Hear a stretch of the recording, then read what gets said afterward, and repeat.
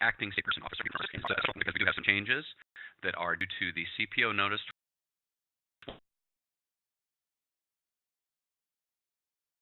2018 system, and show you how to do a small purchase of $10,000 and as well as a small purchase over $10,000. So first, link, and I'll go ahead and send these slides out to everyone who's on the call today. There's a link to the CPO notice, and what I'm going to do, I'm going to walk you through some of those changes now. Okay, so we want to talk about the importance of having the state agency small purchase designation. It is very important because in order to utilize the processes that I'm going to walk through today, you need to have that state agency small purchase designation memo on file with the Chief Procurement Office. And what this is the responsibility for the procurement authority is designated out to the agency less than $10,000 if that memo is by the director, the agency head, as well as the SPO. If there is no agency, I'll follow procedures as described in number 8. So these different conditions, we'll walk through each one of those conditions, but to be able to utilize those this process, you'll have to have that small designation memo on file. And here's an example of it. A version did go out with the CPO notice, and I'll show you at the end where you can find this if you are unaware that if he has the small purchase designation memo on file or not. I'll make note, the authority shall be in effect if there's a new SPO or if a new agency head is assigned to the agency. So I do want to make a note there. There was several questions regarding that. I'm not going to read this entire thing for you, but this is section 20-155 from the procurement code, and really what it talks about is what needs to be in the procurement file. And I highlight this down here where it says the procurement file shall contain a written termination signed by the Chief Procurement Officer or State Purchasing Officer, setting forth the reasoning for the contract award decision. That written determination is that small purchase designation memo. So if it is less than $10,000, a copy of that small purchase designation memo will need to be in the file within BidBuy. So every separate small purchase less than $10,000 will have that written determination in there. If it's greater than $10,000, the written determination is having to approve it. And so if it's over $10,000, it's already going to be hitting that state purchasing officer within the approval path. So small purchases, go forward, small purchases with sole source or emergency conditions are no longer set aside for small businesses. Where in the past, a source or emergency condition less than $100,000, which is the small purchase threshold, is a small purchase, it will still technically set aside for small business. However, with being a sole source or emergency, the agency could source a single small purchase or a single small business or a non-small business. But if they awarded to a non-small business, they would still have to have a waiver in the file. And really what this is taking away that waiver requirement. So we'll walk through each one of the conditions here to make sure that we're crystal clear. And, like as well as, you'll have access to the CPO notice. So depending on what your small business is, you can always go back and take a look at the table that we'll provide for your different thresholds. Okay, so walk through a couple of those conditions. A small purchase that's less than $2,000, there's no change here. These procurements are not set aside for small businesses. The agency can source a single small business or a non-small business. There's no waiver. The SO does not need to be involved. The SPO is not required. And this executed state agency small purchase designation memo serves as the written determination for awarding the contract.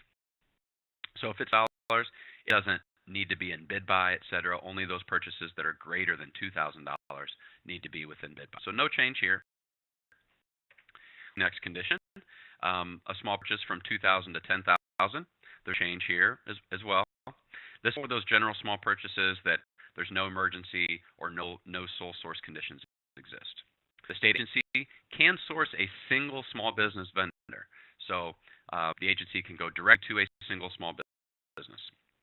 All small business vendors with the selected NIGP codes must be solicited unless the agency is able to source a single small business. So if your agency, say, doesn't go, it can go directly to a small business, they then solicit that have that NIGP code. And this small business vendor could be used only after those small business vendors have been solicited and determined unacceptable. Perhaps no responses were received. Business waiver is required to be in the file and attached in BidBuy, awarding the procurement to a non-small business vendor. The agency shall authorize the small business waiver if appropriate, if it's that $2,000 to $10,000. There's SPO involvement, and once again, the state agency small purchase designation memo as the written determination. Okay, changes. So if it's a small purchase when emergency conditions exist from 2,000 to 10,000, the agency now determines if a small purchase meets the emergency needs or meets the emergency conditions. The agency can source a single small business or a non-small business. No SPO involvement. And the small purchase designation memo serves as the written determination. So change here. In the past, the SP to be involved for that emergency condition 2 to 10, and there would need to be a waiver. But since the state agency can source a single small business or a non-small business and no longer set aside small businesses, that waiver is no longer required. Okay, we get next condition. It's a sole source from 2,000 to 10,000. This is similar.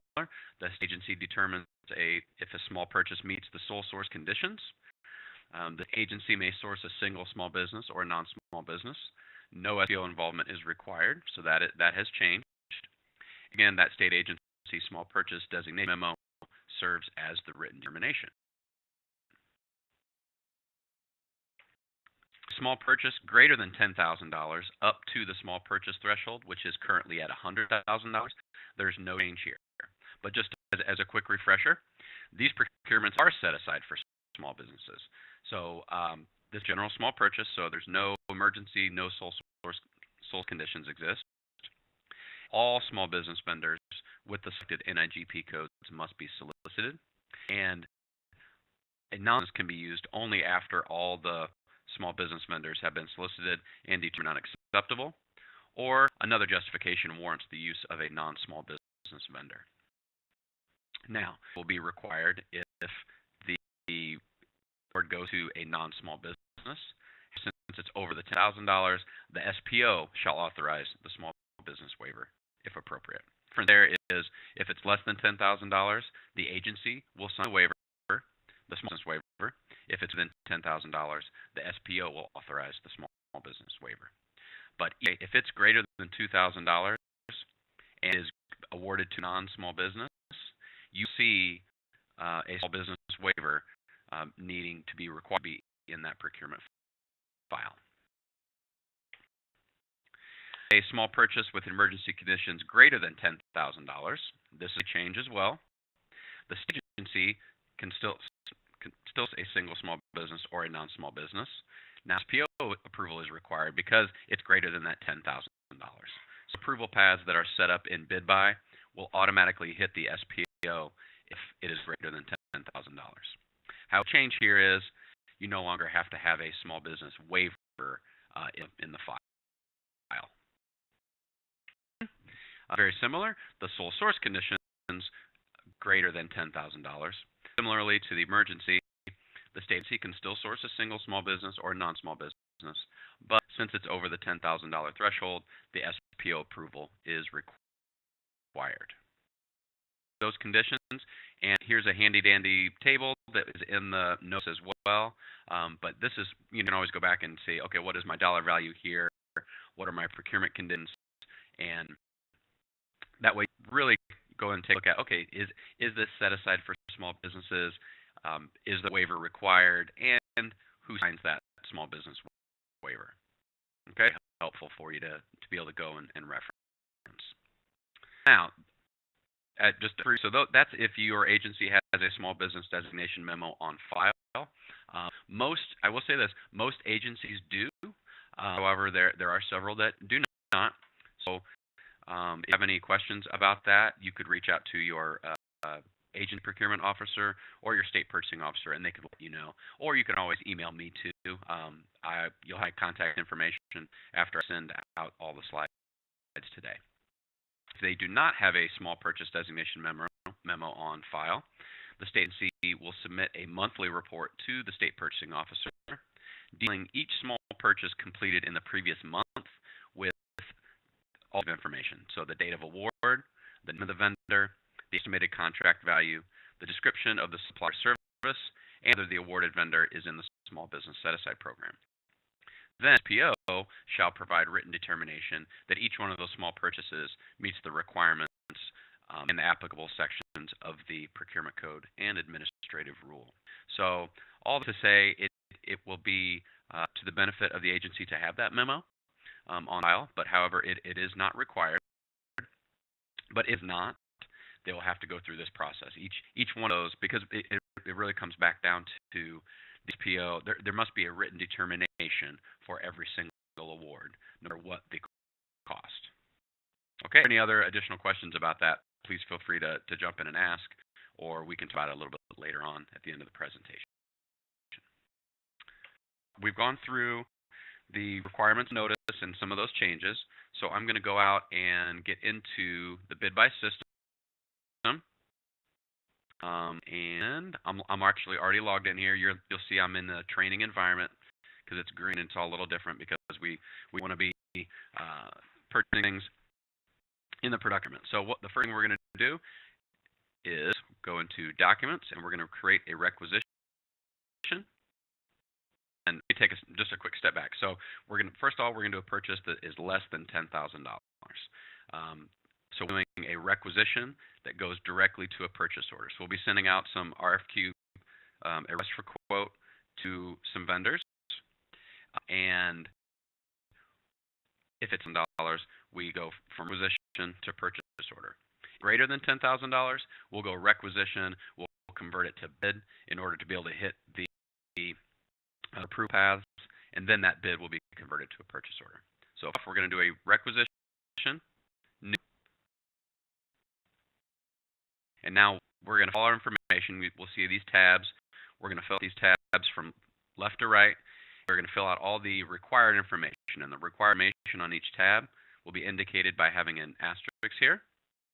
So your description, this should uniquely identify the procurement, as this is a searchable field. So you'll be able to come back and search for a short description later on by using this magnifying glass up here. So it is helpful to have exactly what's saying, etc. I'm just going to name this the small purchase under $10,000, and then put in all of the information that we need. Position type, open market.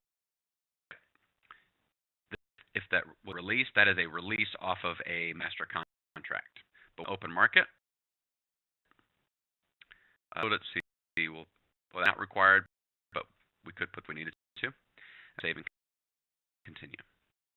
When continue, you'll see saved successfully or up here as a confirmation message.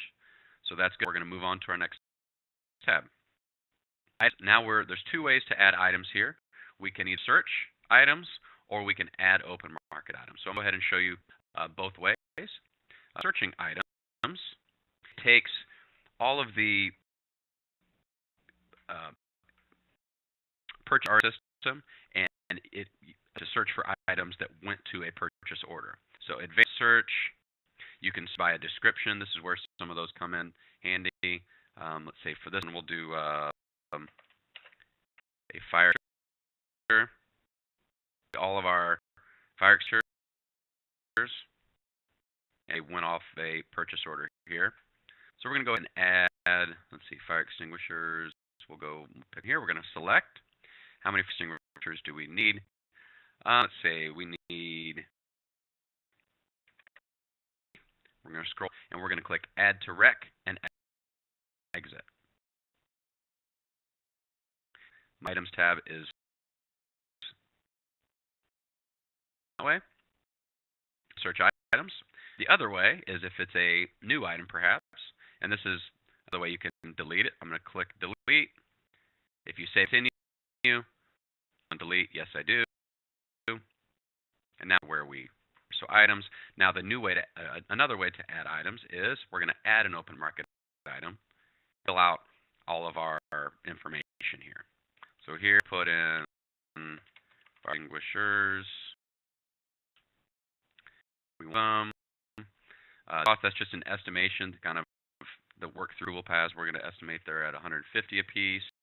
You have unit of measure here, top down, which you can utilize. It's set for each at this point, but you can go through within the appendix. You can utilize all of the different types of units of measure here, but I'm happy with my each. We're good there. Our NIGP class item, if I know item, I can just click it in, or I can use down, or I use the magnifying glass to look it up. I have all these different searchable functionalities here. What is 340? So our protection. Now we're going to add the class item.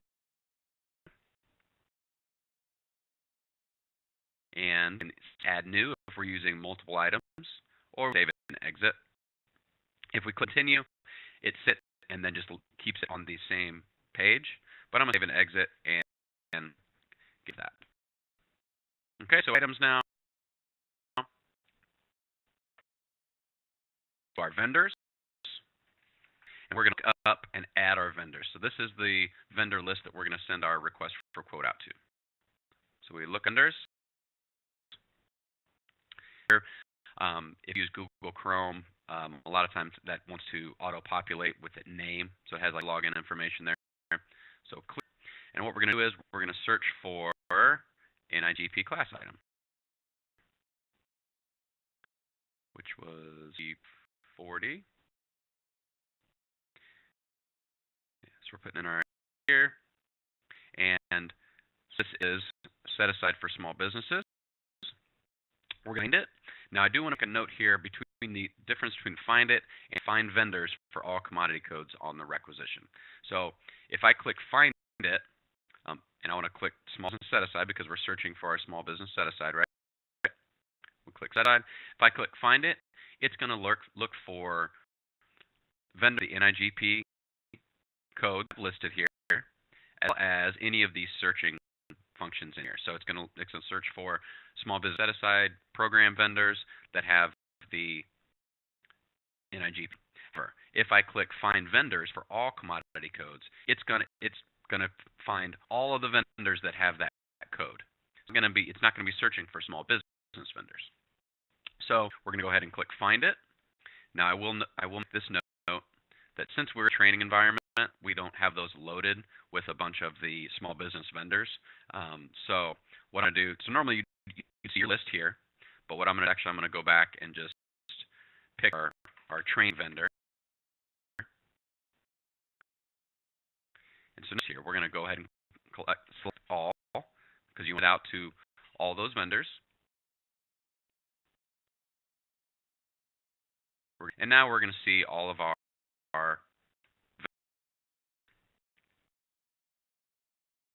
okay.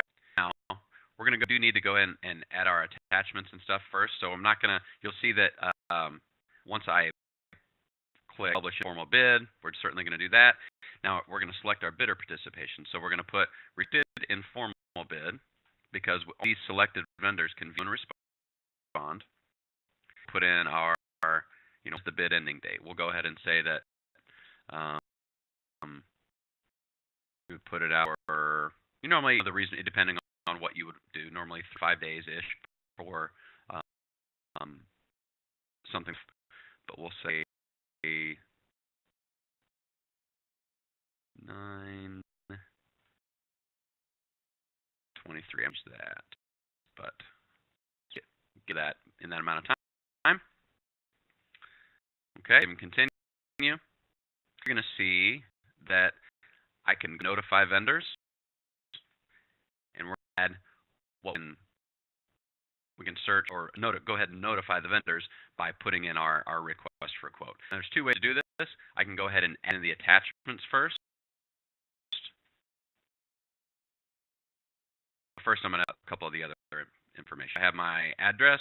That's going to be populated. If you need to change it, you can utilize this searching function here to add different addresses. Now this is because it really drives all the approval paths. So we're going to add special procurement types here. But to do is click here to find our options. We have our different procurement types here. One, it's going to be not applicable. More often than not, it will be not applicable, but I have these other options: anticipation of litigation, joint purchasing, purchase of care, etc., that will drive different approval paths. So I'm going to select there. Our manual, we say based on percentages, which is going to do the accounting function and take into our price account. And then we're going to rebuild for all of those items that are listed. We have the one. We'll always do save based on percentages, rebuild for all items. And you get my warning, accounting warning is now gone. Tab. There will be no approval paths set up for that just yet. Attachments. Talk about the two different ways. We can add the attachments here, and I'll how to do that. We'll add file. We're going to go file, and so this will be our request for quote.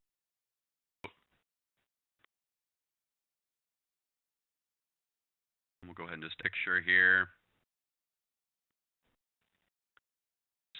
for our simple request for quote. Have it titled request for quote, etc. That'd be good. You are able to add in a description if you'd like. Need to. I'm going to exit.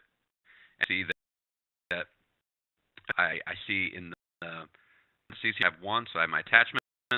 I file my description here, so that's listed. This is very important because it says show to vendor.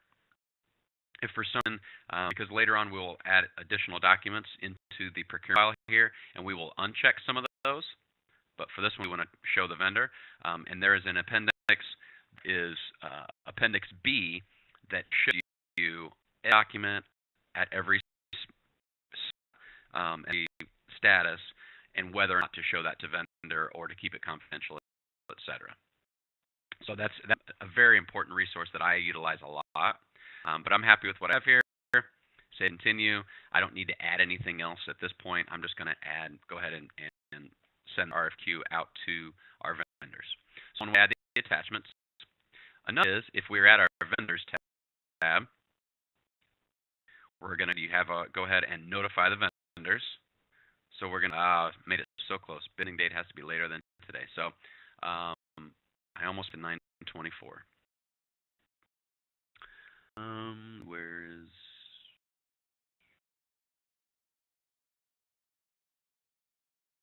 Sorry, I need bid ending date.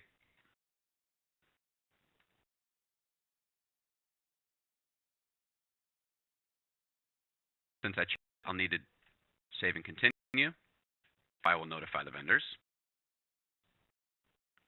to all of these, and we're going to notification to selected vendors.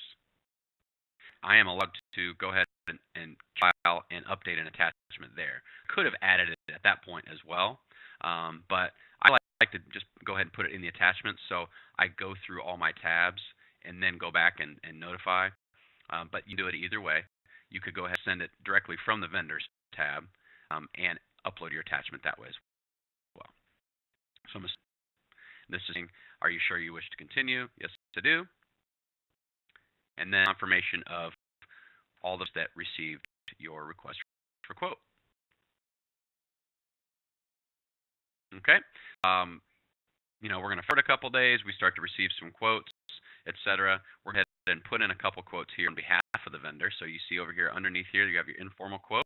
Go ahead and we can create a quote on behalf of a vendor, or see that they had responded by over here on the right. So vendor,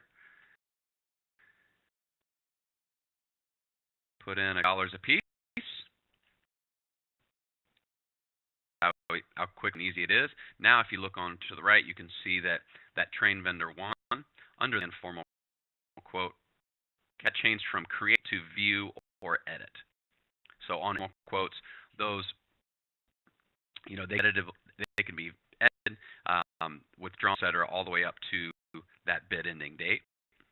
And let's go another one. just so we have from here.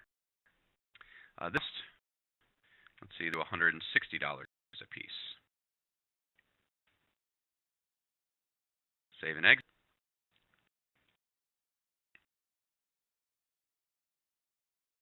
Okay, so we have all these in. We're past bid ending date. Now you can see that there's another button down here at the bottom called the informal quote tabulation. So we're going to do the quote tabulation now. And it brings up this pop-up window. And really what it does is it says, hey, this is your vendor. It has two asterisks. It's kind of highlighted in green. This is our low price. We're going to click on that vendor. We're going to apply the pricing. And so now apply the pricing to be able to add this as a recommended vendor. So if you see next to train vendor 1, there's a recommended vendor. So we're going to submit this for approval up our approval paths with this as the recommended vendor. Okay, so we go to our summary tab. We do recommended vendor. So if I scroll down, you can see all the information. You can see that the vendors. You can see any of them are recommended, and we have vendor 1 is recommended, and submit for approval. So now you won't see this screen in the training environment.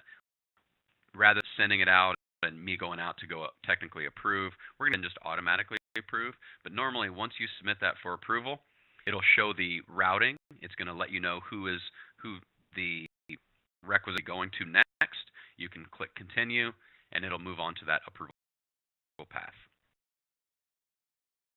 So we're going to do that, and what it's going to go. Our status is now going to change from in progress is now purchasing. Okay, so it's now been approved, and we're going to it's gone through to your APO, etc., any of the other approval paths that needed to, and we're going to convert to purchase order. So this is less than $10,000. We go requisition direct to purchase order. So we're going to order. Are you sure you want to convert this requisition to a purchase order? Yes, I am. You use different options, but in this sense, we're going to use a single purchase order using the header recommended vendor because we have this recommended vendor that was tabulated. That is our low cost, etc. So make a single purchase order. That was recommended. We're going to come to purchase order. Due to be processed, so that's processed. Our status is changed to gone to purchase order, and we have a link to purchase order. So now we're going to go process the purchase order and have to put in additional information that is needed there.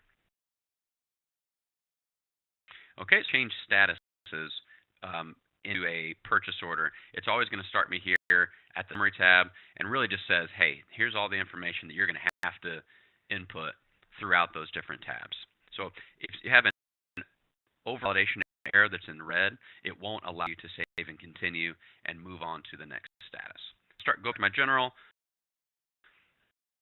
input information that is needed here. Type code. This is a as we go on. Is this set aside? Yes, it is. Are you a registered small business? Yes, we are. Actual contract begin date. Now, this would depend on the contract, etc.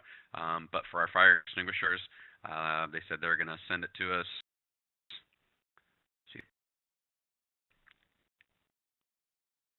So add your date there. Field of obligation, will be 2019. And so here are SAP custom columns. So it really depends on that will be forthcoming for the AP system. A vendor number, we know, so we're just going to put that in there in the training environment. The full SAP contract value was $3,000. The publication date was today, and now we'll continue. Okay, as I move along through the tabs, all of the information that was in the previous status will be into the purchase order. So, for instance, all this items, this is what we put in on the rec, so that's all there. The vendor, this is vendor, so nothing needs to be here. Our address, the address. We are the accounting functionality, so I'm kind of moving through these tabs just to make sure that there's no errors there. The routing. So if there would be a additional information that would be needed here, depending on the purchase price. So, for instance, a purchase that is then $50,000. For instance, you would have your financial disclosures would be involved here. You'd have Forms A, Forms B, certifications. Those, any of the paperwork that is needed to be in the procurement file would be added here as well. This is than $10,000, so you don't even need a procurement justification form that would be in there. We'll get to that when we get to the next small purchase greater than $10,000. To add anything else here is just it's an internal, almost like a post note to yourself. You are able to show the vendor, but you don't need to. This would just be an internal note to yourself. We don't have any change orders yet for this. Reminders. Now, the reminders functionality is something that I think you'll utilize in there in ways to be able to utilize functionality by putting a date. You want somebody else come in and take a look at something, or remind different people about this. So I'm going to pick to date. Now then, the automatic approval paths that are already set up. So you wouldn't need to remind someone to read something that's already going to be in your approval path, like APO, for instance. I mean, myself, I think this is where I would utilize it a lot, is reminding myself to go look at something of a date. So maybe the dates on the due date for when a bid, you might want to send yourself a reminder. I'm going to click send email, and then we'll save and continue. And then you can go back and look and see what reminders were for this procurement. Tab, I'm going to review one final review of everything that's in here, who we're sending it to, the actual costs. We're going to take a look at all of that information here and review that before we submit for approval. RFQ here, I guess what would be the attendance? Let's see, would be the, I'll go ahead and add something. That'll be the actual, this would be the vendor quote, could be in there. So that allows you at this point to see, okay, what's confidential, what's not. And we'll get to that when if you had a document that has financial disclosures, etc., you would have to have that confidential. And I would always refer you back to that Appendix B that is within the BidBuy resources that really lays out what needs to be confidential and what not. So we'll get to the sub and submit this for approval. This is going to go through the approval paths that are set up in BidBuy. You won't be automatically approved this, but since we're in the training environment, we will.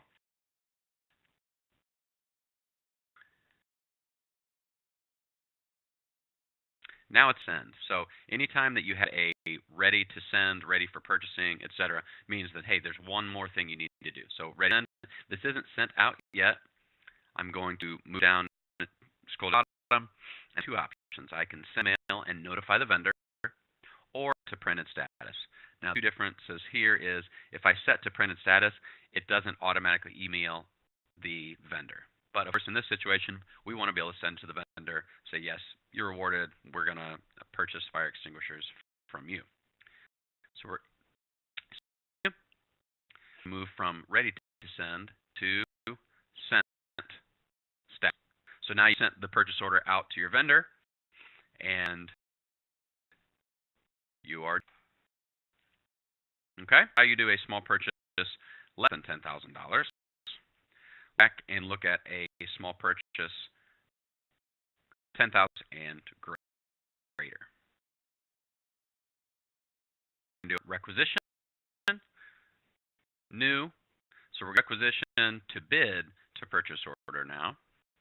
So we're our short description, whatever we're going to buy here. We're going to call this small purchase over $10,000, but you would put in, we're buying fire extinguishers,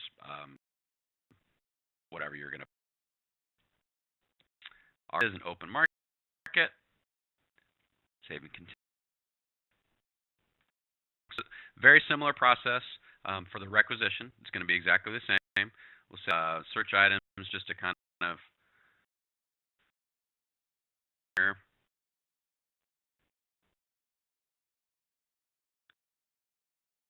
What's something that we have a lot of?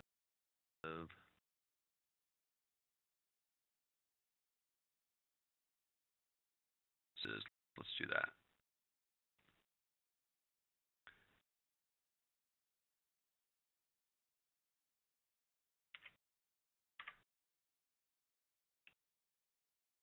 Oh, I didn't add. Excuse me.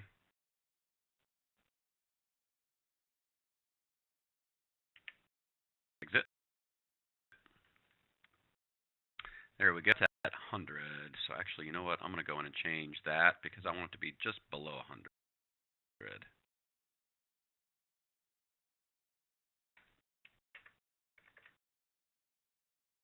Save and exit.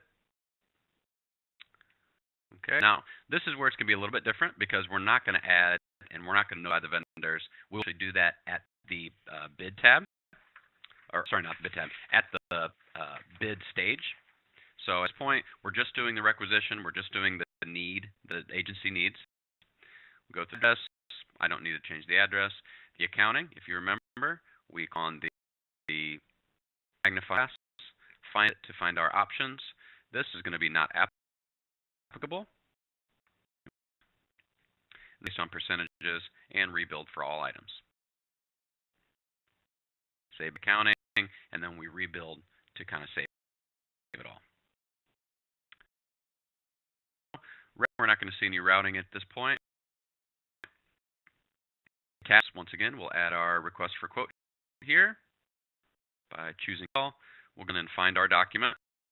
And this will be RFQ for security guards. Of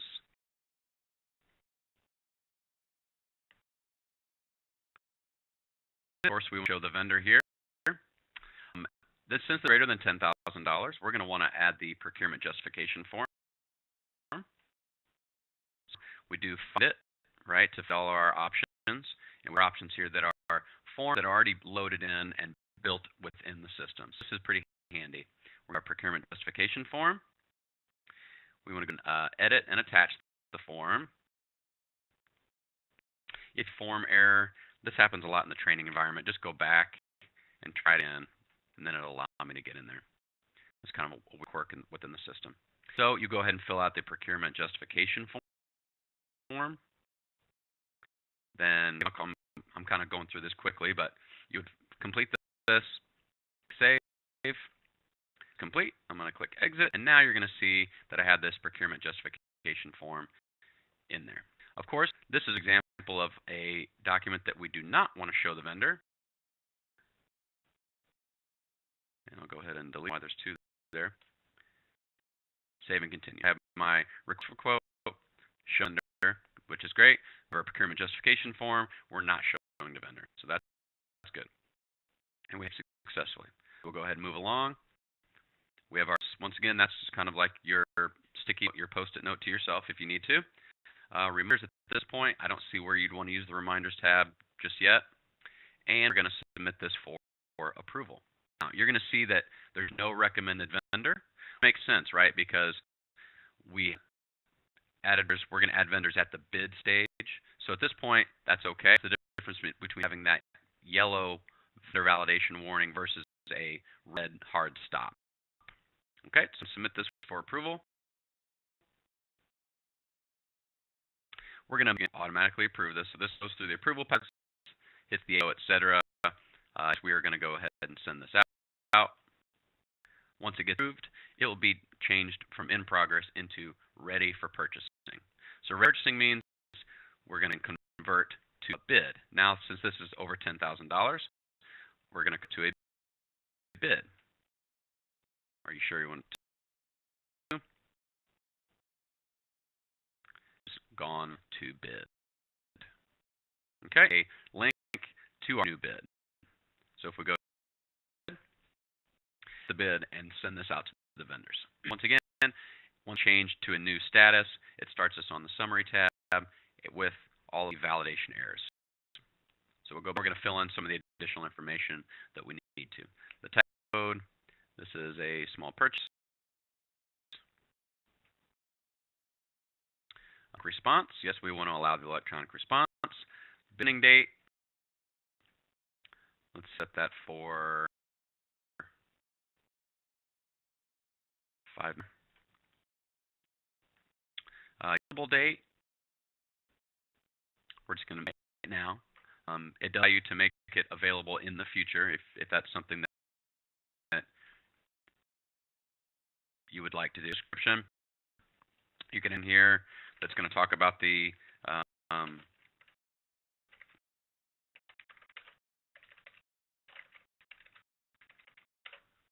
services, SPM. Let's see, we don't have a special procurement. Is it subject to small business set aside? Yes, it is, because we are going to add less than $100,000. Are you utilizing an active small business spend? We don't know yet, right? So we're going to put not applicable and continue. Was brought over from the requisition stage, so we're good with that. One I would like to make about the items tab is within that tab, you can always go back and look at your different links. So on this, you can see this is the requisition. So if you need to go back and look at a requisition for this particular bid, you always go to the items tab and you can see that. So once you get to the purchase order and go to the items tab, you'll see the link to the rec, you'll see the link to the bid as well as a link to the quote from the vendor. So that your hyperlinks will be there.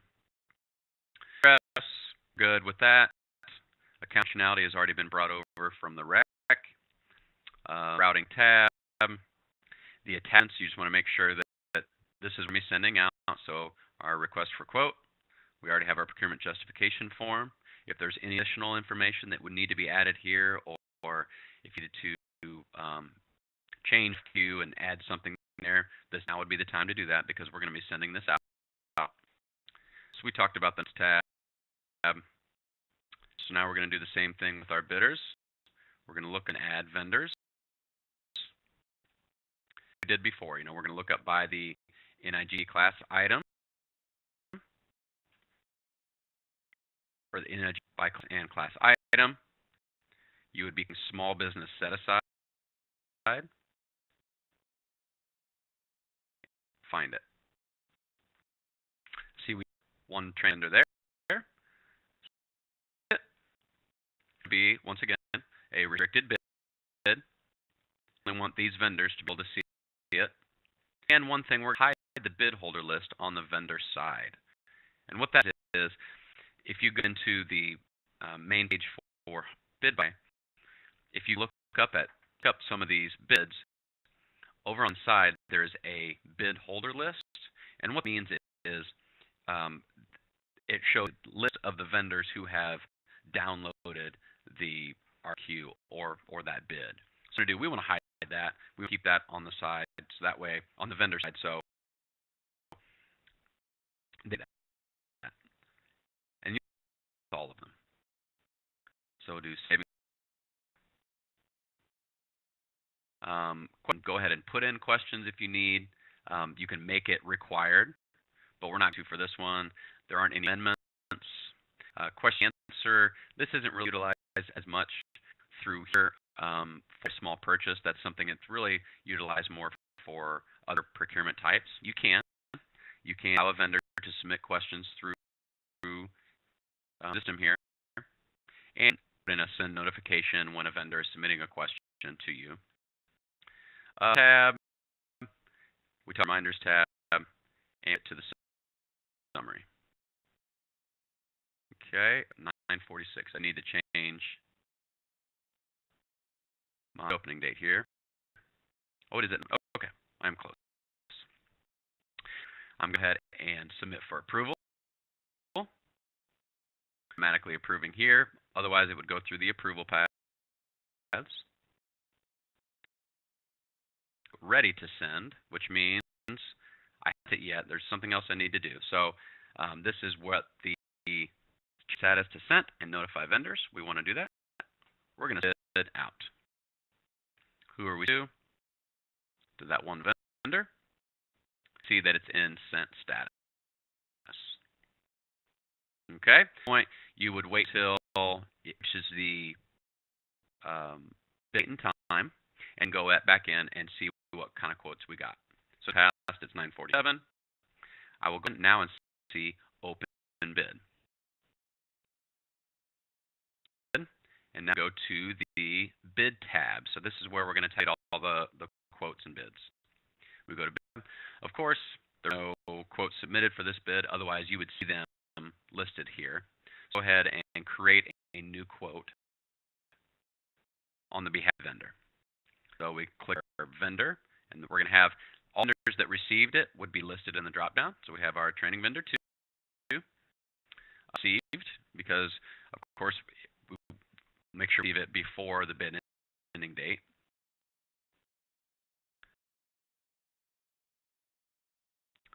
Continue.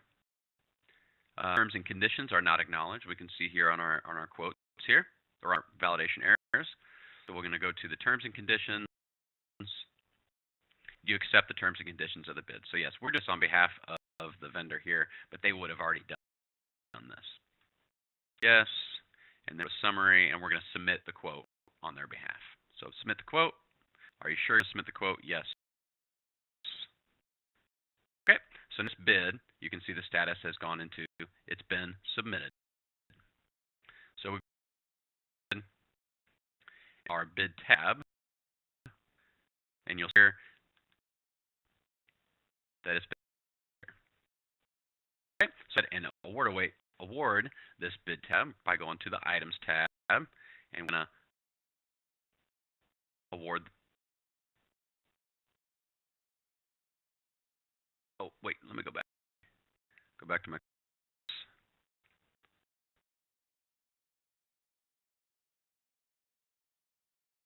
Sorry, I put it in as 0. So let me go back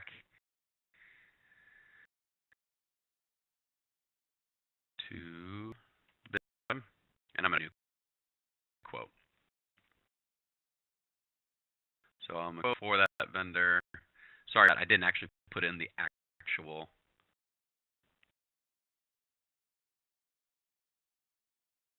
I didn't put vendor. So I save and continue. Back here is the price. There we go. So put in the cost for $9,000 for everything that is involved security services.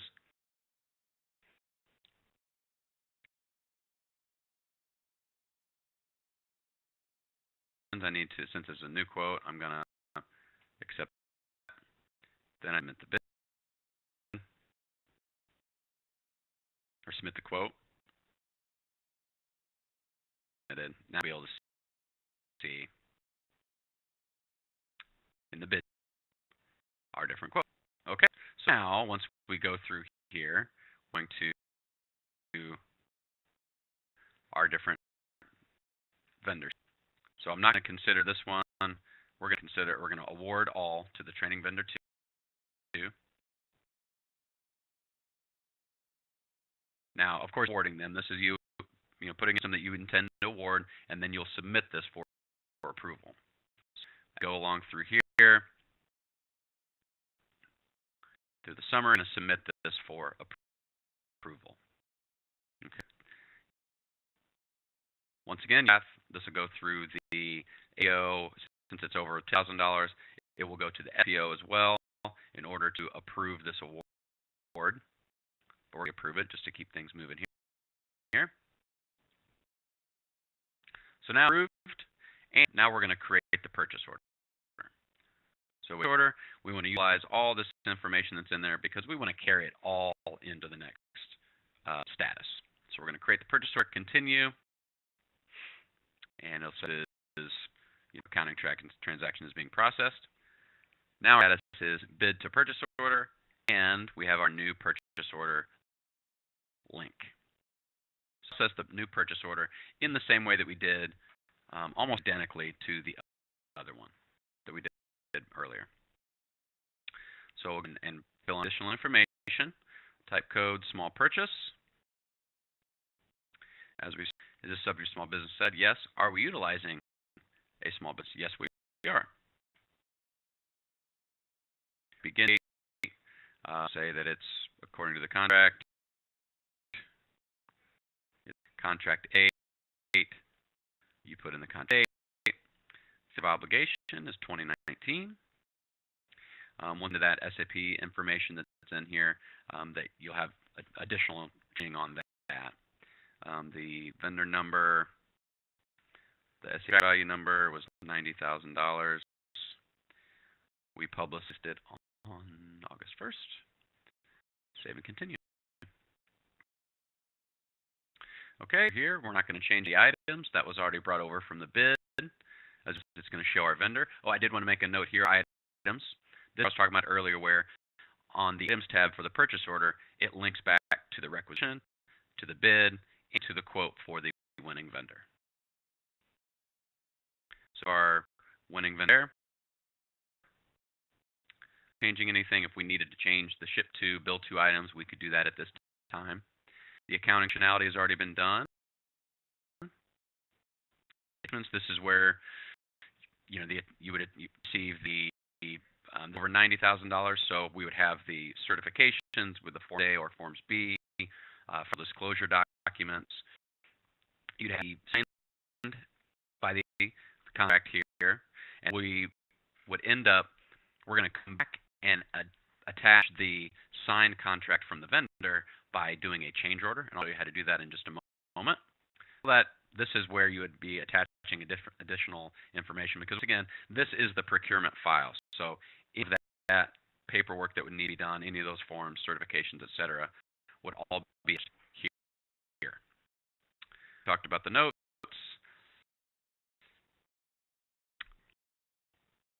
I don't think we need it at this time, but the reminder functionality would be used for instance, to send this to procurement board.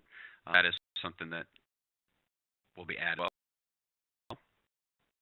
And I want to submit this for approval.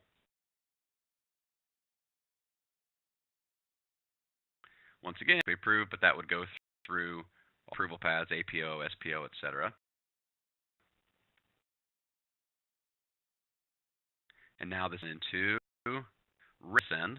So once again, that term ready means there's something else to be done here. So we're going to send email and notify the vendor. Okay.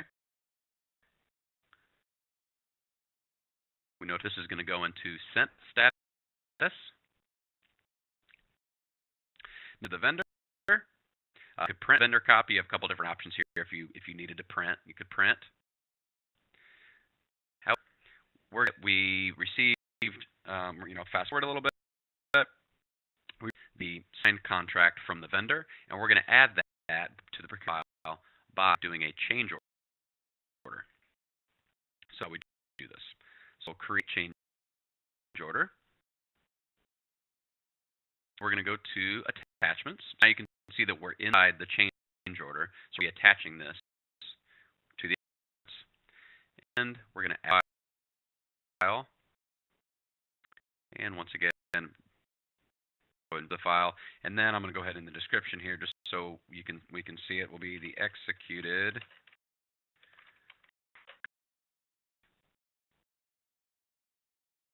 save it. Now you can see here by the description. This is the executed contract.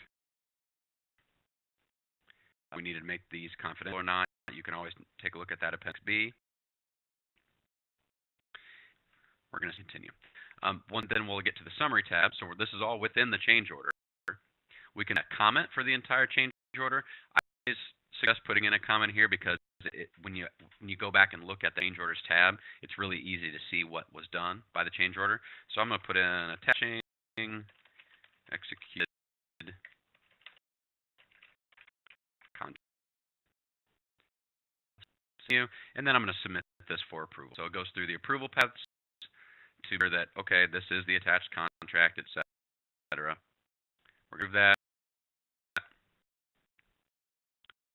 It's been approved. Now we will apply the change order. So really, if you look here, it says underneath after you click apply change order, all changes will be updated in the real document. So we apply the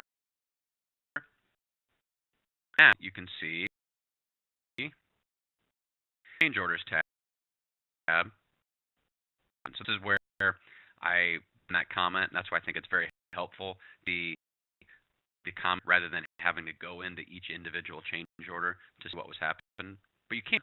You go if I go inside this change order, I can see that okay, what happened? This file was added by this user on this date and was the vendor. That's why that's very appropriate comment. It's easier just to kind of see that. At that point, we've passed our executed contract and we are done.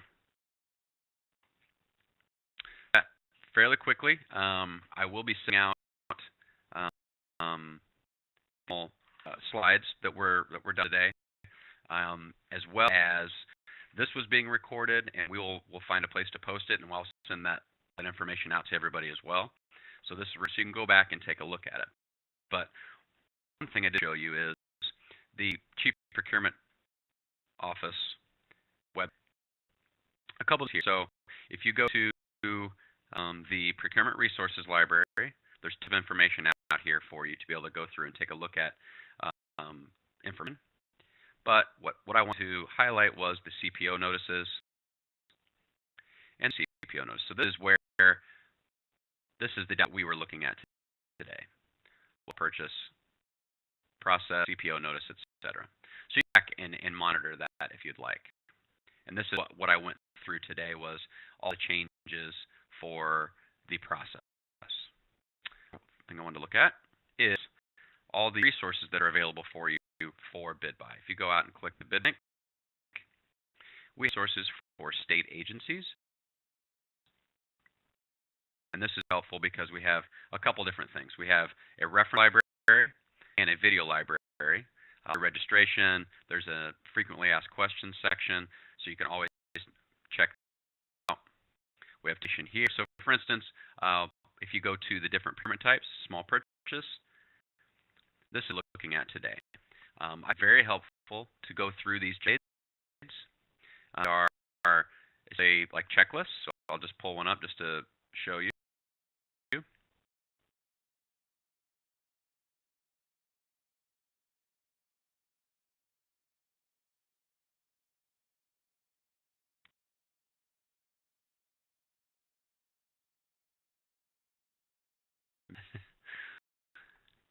But because it walks you through the process step by step and really shows you what you need to do.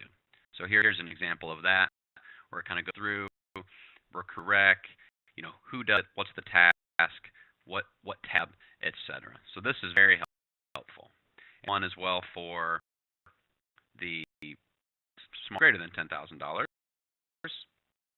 So all this information here, system manual, etc. Process manual. Has the library where there are these webinars that have been recorded for you. So you can go and take a look at all of these, all of the different agency webinars, all the train the trainer support webinars. So you'll be able to see PowerPoint as well as the webinar recording. So if you go and take a look at all these videos that you can take a look at for those different procurement types, etc. So the slides, you'll have my contact information, and I will go ahead. Looks like we're actually past our 10 o'clock time here. So if you have questions, please me, and I really appreciate you being here on the call today. The next training that we'll be doing will be the first Wednesday of next month, which is to be September 5th. You can always go and register there by going to the homepage and going to this calendar of events, and we'll update all the training information there as well for you. Okay, everybody, for spending your time, and have a wonderful day. Thank you.